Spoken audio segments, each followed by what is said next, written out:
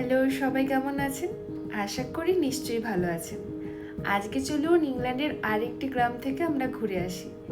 তবে এটা কিন্তু ওই আগের ব্লগেরই একটা ছোট্ট পার্ট। আমাদের পৌঁছতে পৌঁছতে বেশ লেট হয়ে গেল, কারণ অক্সফোর্ড থেকে এই গ্রামটির দূরত্ব বেশ অনেকটাই, ওই ধরে নিন 30 to 35 কিলোমিটার মতন। তবে একবার যখন পৌঁছে গেছি, এবার একটু ঘুরে নিই, তারপর দেখা যাবে। এসেই দেখুন কার সাথে দেখা হয়ে গেল। এই ছোট্ট পাপিটার মায়া কাটাতে প্রায় আমার 6 মাস লেগে গেছিলো, কারণ আমরা সব কিছু ঠিক করেই নিয়েছিলাম যে এরকমই একটা পাপি নিয়ে যাব। কিন্তু সব কিছু ঠিক হওয়ার পরেও পিছুপা হতে হলো শুধুমাত্র কলকাতার এই গরমের জন্য। যাই হোক, চলুন এবার একটু আপনাদের এই গ্রামটির সাথে একটু পরিচয় করিয়ে দিই। এই যে ছোট্ট নদীটি দেখতে পাচ্ছেন, এটির নাম ট্রাইঙ্কুল রিভার, আর এরই উপর দাঁড়িয়ে আছে একটি ছোট্ট গ্রাম যেটার নাম বর্টন অন দ্য ওয়াটার।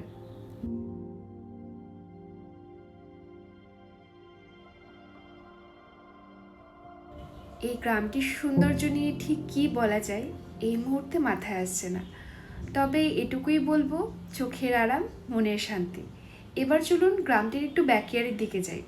ঠিক এই রাস্তাটি ভীষণ নজর কাটছিল, তাই ছুটে ছুটে চলে আসি। তবে কপাল খারাপ থাকায় আপনাদের সাথে সেই মুহূর্তগুলো শেয়ার করতে পারলাম না।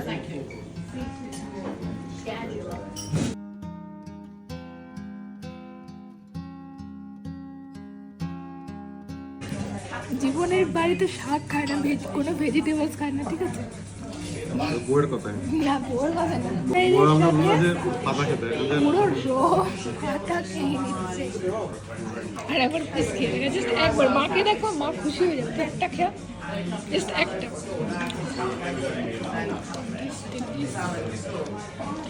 বাহ, এটা কি হচ্ছে ভাই?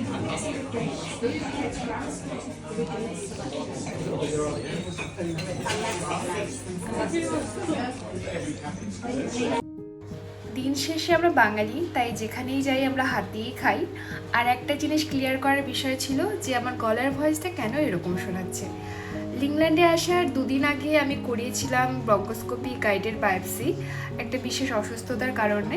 তবে রিপোর্ট ভালো থাকায় আমরা আসতে পারি, এবং এখানে এসেও গলার ভয়েসটা এরকমই থেকে যায় প্রায় 1 মাস মতো। আর সাথে গলার ব্যথাটা তো রয়েইছে।